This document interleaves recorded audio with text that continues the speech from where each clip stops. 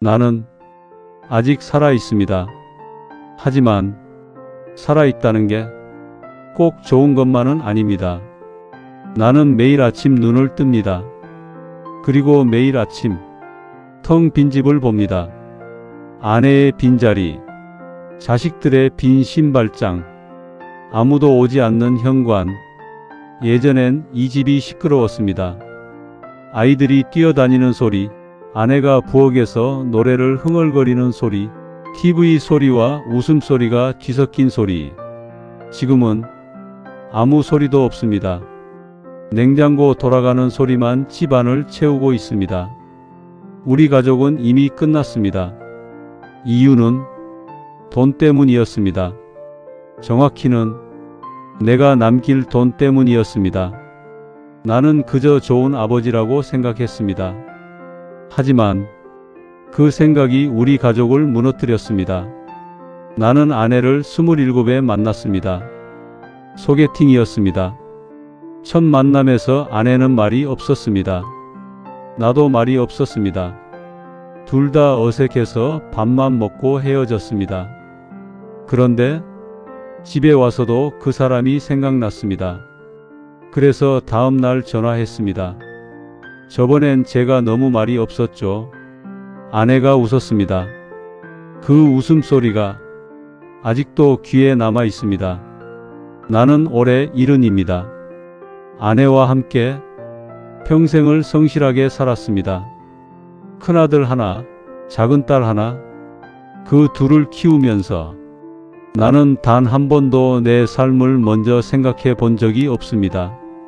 젊었을 때 가난했습니다. 부모님께 물려받은 게 없었고 맨손으로 시작했습니다.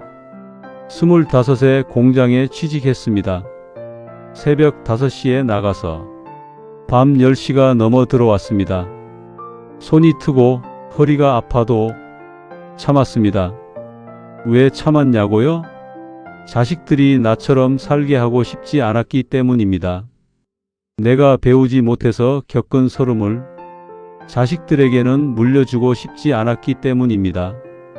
그렇게 10년을 모았습니다. 군것질도 안 했습니다. 여행도 안 갔습니다. 아내도 불평 한마디 없이 같이 아꼈습니다. 그렇게 해서 집을 마련했습니다. 자식들을 대학까지 보냈습니다. 결혼도 시켰습니다. 집을 살 때 나는 등기부 등본을 보며 울었습니다. 기쁨의 눈물이 아니었습니다. 드디어 자식들에게 내 집을 물려줄 수 있겠다는 안도의 눈물이었습니다.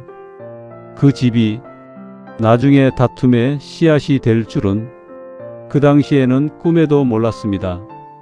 명절이면 항상 집에 모였습니다. 웃음소리가 끊이지 않았고 아이들 뛰어다니는 소리가 집안을 가득 채웠습니다. 아내는 부엌에서 갈비찜을 끓이며 웃었습니다. 나는 거실 소파에 앉아 손자의 손을 잡고 텔레비전을 봤습니다. 아들 내외가 한쪽에 앉고 딸 내외가 또 한쪽에 앉아서 이야기꽃을 피웠습니다. 그 모습이 내가 평생 원하던 그림이었습니다. 나는 그 모습을 보며 생각했습니다. 이 정도면 잘 산 인생이다. 이만하면 됐다. 그 당시에는 몰랐습니다. 그 모든 게 아주 쉽게 무너질 수 있다는 걸. 그해 겨울이었습니다. 12월 초였습니다. 날씨가 유난히 추웠습니다. 아내가 갑자기 쓰러졌습니다. 부엌에서 저녁을 준비하다가 그대로 바닥에 무너져 내렸습니다. 나는 소리를 들었습니다. 쿵 하는 소리를. 텔레비전을 보다가 벌떡 일어났습니다. 부엌 바닥에 아내가 누워 있었습니다. 눈을 감고 숨은 쉬고 있었습니다. 가스불이 여전히 켜져 있었고 냄비에서 국이 끓고 있었습니다. 나는 119에 전화하면서 손이 떨렸습니다. 전화기를 2번이나 놓쳤습니다. 구급차 안에서 나는 아내의 손을 잡고 있었습니다. 차가웠습니다. 그 손이 그렇게 차가울 수 있다는 걸 나는 몰랐습니다. 평생을 함께 산 손이었습니다. 내가 청혼할 때 잡았던 손, 아이들이 태어날 때 붙잡았던 손, 힘들 때마다 꽉 잡았던 그 손이 그렇게 낯설 수 있다는 게 무서웠습니다. 중환자실 앞 의자에 앉아 나는 처음으로 생각했습니다. 혼자가 될 수도 있겠다는 생각. 그 의자에 앉아 몇 시간이 지났는지 몰랐습니다. 밖이 깜깜해지고 복도 형광등 불빛만 차갑게 빛나고 있었습니다. 아들에게 전화를 했습니다. 딸에게도 전화를 했습니다. 두 사람이 달려왔습니다. 그 밤엔 셋이 함께 앉아 있었습니다. 그날만큼은 우리가 가족이었습니다. 다행히 아내는 살았습니다. 뇌혈관에 이상이 생겼는데 빨리 발견해서 큰 후유증은 없었습니다. 퇴원하는 날 아내가 차 안에서 말했습니다. 무서웠어요. 나는 아니하고 대답했습니다. 하지만 거짓말이었습니다. 무서웠습니다. 이 사람 없이 어떻게 사나 싶어서 무서웠습니다. 그런데 그 무서움이 나를 실수하게 만들었습니다. 혼자가 될까봐 두려워서 정리를 서둘렀고 그게 자식들을 갈라놓은 시작이었습니다. 하지만 회복에는 오랜 시간이 걸렸습니다. 그리고 그 병실에서 우리 가족의 균열은 시작됐습니다. 큰아들은 어렸을 때 나를 잘 따랐습니다. 아버지 어깨에 올라타고 더 높이, 더 높이 소리쳤습니다. 그 아이가 어느 순간부터 달라졌습니다.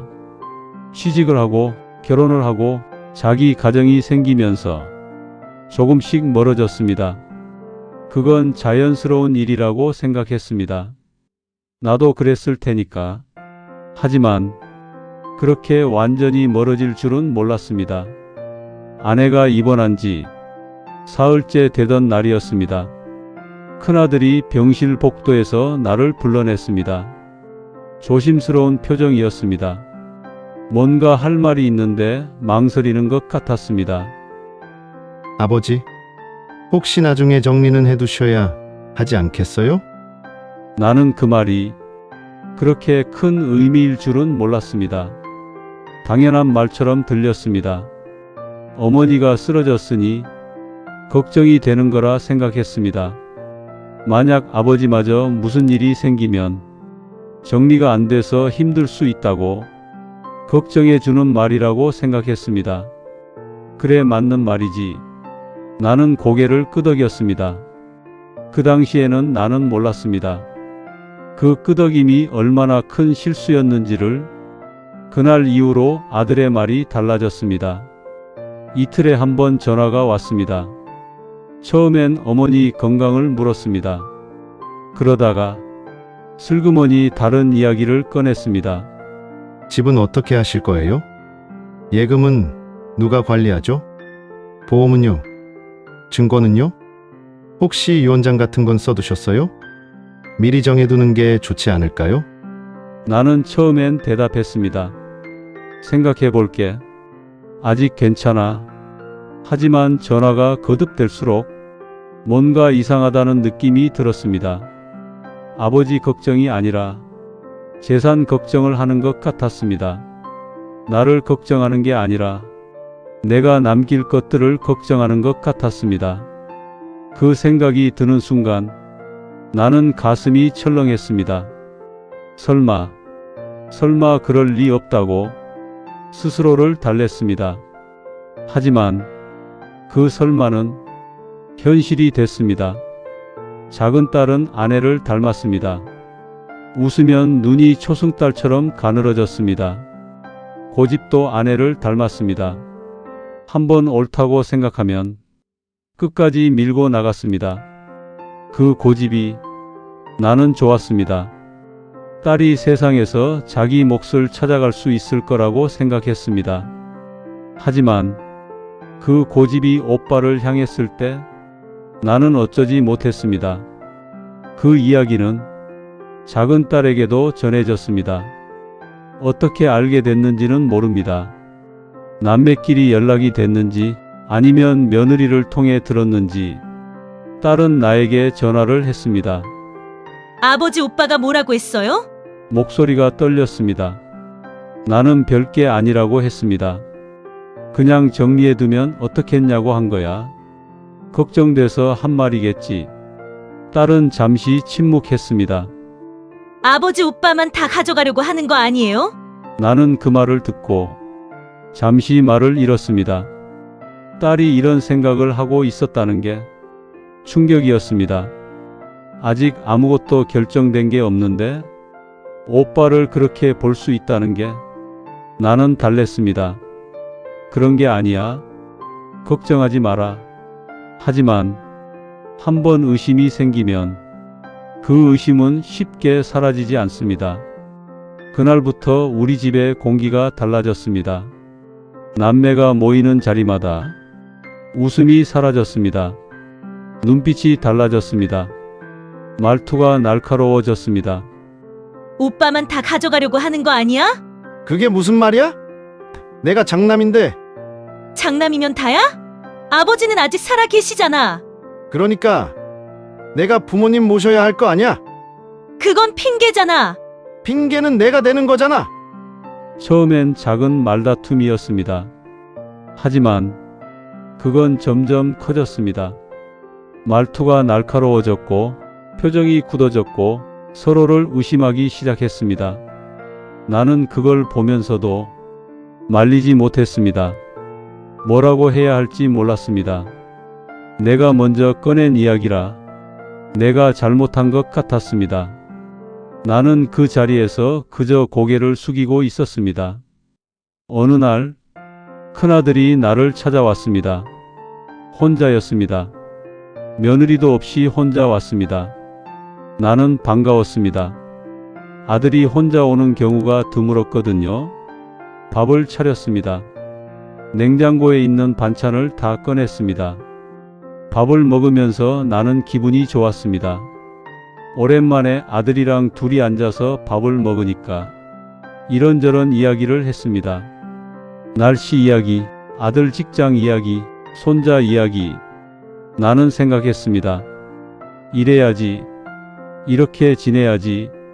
밥을 다 먹고 나서 아들이 가방에서 서류를 꺼냈습니다. 아버지, 이거 사인 좀 해주세요. 진명의 이전 서류였습니다. 나는 손이 떨렸습니다. 서류를 보는데 내가 평생 일해서 마련한 집이 그냥 종이 한 장처럼 느껴졌습니다. 이 집을 마련하려고 얼마나 오래 일했던가, 얼마나 많이 참았던가, 지금 해야 하냐. 나중에 더 복잡해집니다. 세금도 문제고요. 아들의 목소리는 차가웠습니다. 내가 알던 목소리가 아니었습니다. 나는 아무 말도 할 수가 없었습니다. 사인을 해야 할지 말아야 할지 머릿속이 하얗게 비었습니다. 그때였습니다. 현관문이 열렸습니다. 작은 딸이었습니다. 달려온 것 같았습니다. 숨이 가빴습니다. 딸이 식탁 위 서류를 보더니 굳어버렸습니다. 그날 우리 집은 무너졌습니다. 아버지 이게 뭐예요? 딸의 목소리가 떨렸습니다. 오빠 이럴 거야? 아들이 말했습니다. 나는 잘못한 거 없어. 아버지가 허락하신 거잖아. 딸이 울었습니다. 아버지 왜 이러세요? 우리한테 왜 이러세요? 나는 그 자리에 서 있었습니다. 아무 말도 못하고 그저 서 있었습니다. 그날 밤 나는 잠을 자지 못했습니다. 천장을 보며 누워 있었습니다. 머릿속에서 숫자들이 돌아다녔습니다. 집값이 얼마, 예금이 얼마, 딸한테는 얼마, 아들한테는 얼마. 새벽 3시가 넘어서 나는 일어났습니다. 노트에 숫자를 적었습니다. 지웠습니다. 다시 적었습니다. 이렇게 하면 공평한가? 저렇게 하면 억울한가? 몇 번을 고쳐도 답이 나오지 않았습니다. 그때 알았어야 했습니다. 이 싸움은 숫자로 끝낼 수 있는 싸움이 아니라는 걸 결국 나는 결정을 했습니다. 재산을 나누기로 했습니다. 공평하게 나누면 문제가 해결될 거라고 생각했습니다. 집은 아들에게, 예금은 딸에게. 나는 혼자 밤새 계산했습니다. 집 시세를 알아봤습니다. 예금 잔액을 확인했습니다. 숫자를 맞췄습니다. 누구 하나 억울하지 않도록 몇 번이고 다시 계산했습니다. 두 사람을 불러서 나눠주겠다고 했습니다. 집 시세가 앞으로 오르면 저만 손해잖아요. 딸이 말했습니다. 오빠는 집을 갖고 저는 현금이에요. 현금은 쓰면 없어지잖아요. 나는 말했습니다. 지금 시세로 맞춘 거야. 똑같아. 지금 시세가 무슨 의미예요? 나중에 오를 수도 있잖아요. 딸이 말했습니다. 아버지는 왜 항상 오빠 편이에요? 숫자가 문제가 아니었습니다. 이미 마음이 돌아선 것이었습니다. 나는 그 자리에서 알았습니다. 공평함은 숫자로 만들 수 있는 게 아니라는 것을. 이미 서로가 상처받은 뒤에는 어떤 계산도 의미가 없다는 것을. 그의 설날이었습니다. 나는 며칠 전부터 준비했습니다. 아내가 없으니 내가 음식을 했습니다. 갈비찜을 끓였습니다. 아내가 하던 방식으로 레시피를 보면서 따라 했는데 맛이 달랐습니다. 전을 부쳤습니다. 식혜도 담갔습니다. 자식들이 좋아하는 것들을 만들었습니다. 하지만 그날 그 자리는 조용했습니다. 그 뒤로 두 사람은 서로를 의심했습니다. 아들은 딸이 뒤에서 자기 이야기를 한다고 했습니다. 딸은 오빠가 아버지를 이용한다고 했습니다.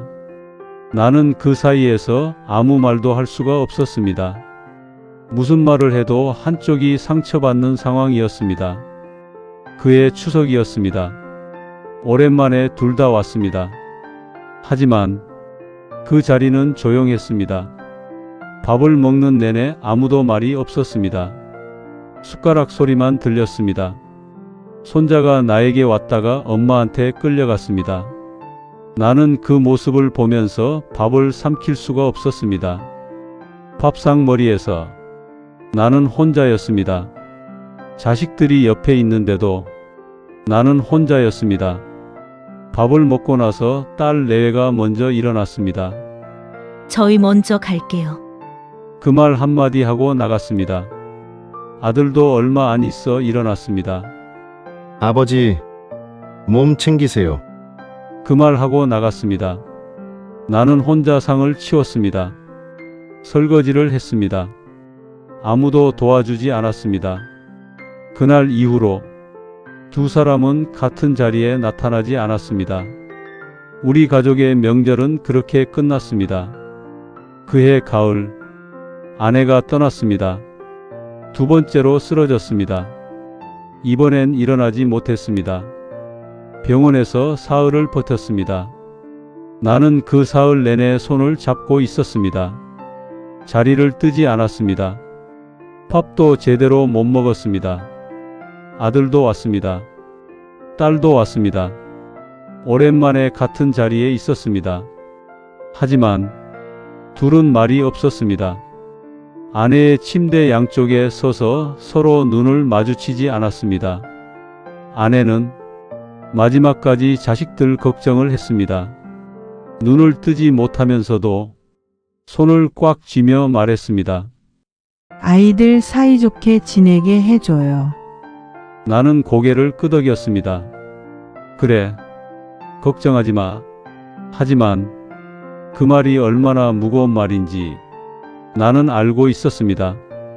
이미 늦었다는 것도. 아내가 눈을 감았습니다. 그 방 안에서 나는 그냥 앉아 있었습니다. 울지도 못했습니다. 장례식장에서 아들과 딸은 나란히 앉았습니다. 사람들 앞이라 그랬겠지요. 나는 영정 앞에 앉아서 아내에게 말했습니다. 미안해, 내가 잘못한 거야. 그 뒤로 큰아들은 연락이 끊겼고 작은 딸은 나를 원망했습니다. 아버지는 왜 우리를 이렇게 만드셨어요? 나는 대답할 수 없었습니다. 어느 날은 밥을 하다가 국을 너무 많이 끓였습니다. 아내 목까지 끓인 겁니다. 40년 넘게 둘이 먹었으니까 그게 습관이 됐던 겁니다. 국 냄비를 보는데 눈물이 났습니다. 무너지듯 주저앉았습니다. 바닥 타일이 차가웠습니다. 그래도 일어나지 못했습니다. 한참 뒤에야 일어났습니다. 냄비를 껐습니다. 밥을 혼자 먹었습니다. 그리고 나머지 국은 버렸습니다. 그게 혼자 사는 일이었습니다. 나는 지금 아무도 없습니다. 밥을 혼자 짓습니다. 혼자 먹습니다. 혼자 설거지를 합니다. 저녁이 되면 더 힘듭니다. 낮에는 뭔가를 하면서 버티는데 저녁은 그냥 혼자 앉아 있어야 하니까 텔레비전을 켜둡니다. 보는 게 아닙니다. 소리가 있어야 하니까, 사람 목소리가 들려야 하니까 아직 싱크대 위에 있습니다. 치우지 못했습니다. 그 컵을 볼 때마다 목이 맵니다. 자식들 사진이 거실 벽에 걸려 있습니다. 어릴 때 사진입니다. 아들은 이가 빠진 채 웃고 있고 딸은 리본을 달고 웃고 있습니다. 그때는 그렇게 웃었습니다. 아들은 1년에 한 번 명절에 전화가 옵니다. 아버지, 잘 지내시죠? 그래, 잘 지낸다. 예. 건강하세요. 그러고는 끊습니다. 딸은 가끔 찾아옵니다. 오면 항상 웁니다. 아버지 혼자 밥은 드세요? 잘 드시나요? 외롭지 않으세요? 그 눈물이 나를 더 힘들게 합니다. 나는 괜찮다고 합니다. 잘 먹고 잘 자. 걱정 마라. 하지만 괜찮지 않습니다. 나는 아직 살아있지만 우리 가족은 이미 끝났습니다. 돈은 남았습니다. 집도 남았습니다. 예금도 남았습니다. 하지만 가족은 사라졌습니다. 나는 요즘 가끔 그 복도를 생각합니다. 아내가 입원했던 병원 복도로 아들이 나를 불러내서 처음으로 그 말을 꺼낸 곳, 그 순간으로 돌아갈 수 있다면 나는 이렇게 말했을 겁니다. 지금 그 이야기는 하지 말자. 지금은 엄마가 더 중요해. 딱 그 말 한마디였습니다. 그게 전부였습니다. 나는 지금 많은 것을 후회합니다. 재산 이야기를 꺼냈던 것, 아들의 말에 고개를 끄덕인 것, 딸의 전화에 별것 아니다 했던 것. 하지만 가장 후회되는 건 따로 있습니다. 자식들이 다투기 시작했을 때 내가 더 단호했어야 했습니다. 이 이야기는 내가 살아있는 동안 다시 꺼내지 마라. 재산은 내가 처리할 거야. 너희가 신경 쓸 일이 아니야. 그 한마디면 됐습니다. 하지만 나는 그 말을 하지 못했습니다. 자식들이 싫어할까봐, 나를 피할까봐. 늙은 아버지가 그저 사랑받고 싶었습니다. 그게 문제였습니다. 부모가 자식에게 사랑받으려 하면 자식은 부모를 이용하게 됩니다. 그건 자식이 나쁜 게 아닙니다. 부모가 먼저 경계를 지키지 못한 겁니다. 결국 두려워서 피한 것이 더 큰 상처가 됐습니다. 부모란 자식에게 사랑받으려 하는 존재가 아니라 자식을 지키는 존재여야 한다는 걸 나는 너무 늦게 알았습니다. 이 이야기를 들으시는 분들께 드리고 싶은 말이 있습니다. 부모님이 살아계신 분들은 지금 당장 전화하십시오. 밥 드셨어요? 건강하세요? 그 말 한마디가 부모님께는 세상 전부입니다. 그리고 형제 자매가 있는 분들, 사이가 조금 서먹하더라도 먼저 연락해 보십시오. 누가 먼저냐가 중요한 게 아닙니다. 세월이 흐르고 나면 그 사람이 얼마나 소중했는지 알게 됩니다. 하지만 그때는 이미 늦는 경우가 많습니다. 나처럼요. 지금 자녀들이 화목하다면 그게 얼마나 귀한 것인지 알아주셨으면 합니다. 재산 이야기는 살아서 먼저 절대 꺼내지 마십시오. 아직 건강하고 아직 함께 있을 때 그 이야기를 꺼내면 가족이 서로를 돈으로 보기 시작합니다. 자녀들이 재산을 물어보거든 이렇게 말씀하십시오. 내가 살아있는 동안 그 이야기는 하지 말자. 내가 잘 쓰고 갈게. 너희는 너희 삶을 열심히 살면 돼. 자식들이 서운해할 수 있습니다. 화낼 수도 있습니다. 그래도 괜찮습니다. 하지만 그게 가족을 지키는 일입니다. 만약 시간을 되돌릴 수 있다면 나는 그 이야기를 꺼내지 않았을 겁니다. 그리고 아들이 병원 복도에서 정리해 두셔야 하지 않겠냐고 했을 때 나는 이렇게 말했어야 했습니다. 지금은 그 이야기 하지 말자. 지금은 엄마가 더 중요해. 그 한마디였다면 달라졌을 겁니다. 그리고 남매가 서로 다투기 시작했을 때 나는 이렇게 말했어야 했습니다. 너희 둘이 사이좋게 지내는 게 나한테 가장 큰 선물이야. 돈이 뭐가 중요하냐? 너희가 웃는 얼굴로 같이 밥 먹는 게 내 전 재산보다 낫다. 그 말을 했다면 달라졌을 겁니다. 이 이야기가 조금이라도 마음에 닿았다면 좋아요와 구독으로 함께 해주세요.